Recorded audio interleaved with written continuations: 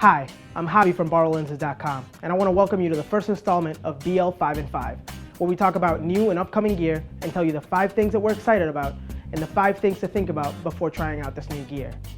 Today we're going to be talking about the Canon 5D Mark IV, the update to Canon's workhorse camera, the 5D Mark III. The first thing that has us excited about this camera is its autofocus features.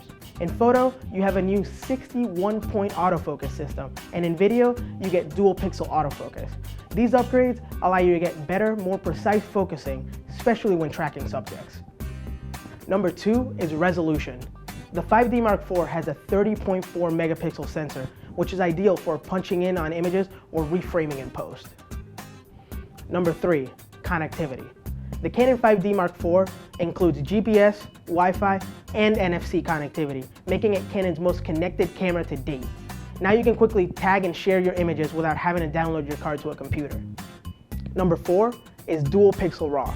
The Canon 5D Mark IV takes advantage of the new dual pixel sensor to gather extra information on top of your RAW images.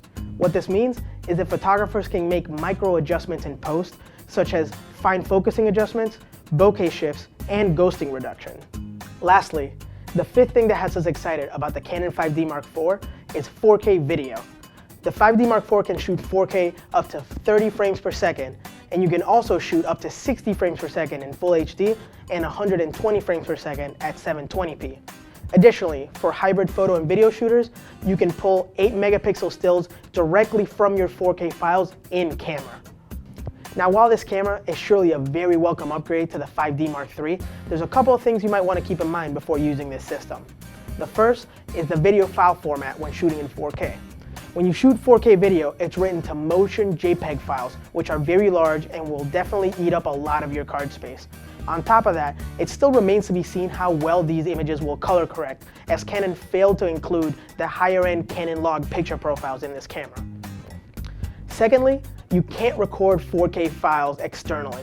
The HDMI will only ever output an HD signal, meaning that you're locked into that motion JPEG file format. The third thing, you might have to rethink your lensing options when shooting in 4K. When you shoot in 4K, the sensor is cropped by 1.74, causing your lenses to look longer and making it harder to get wide-angle shots.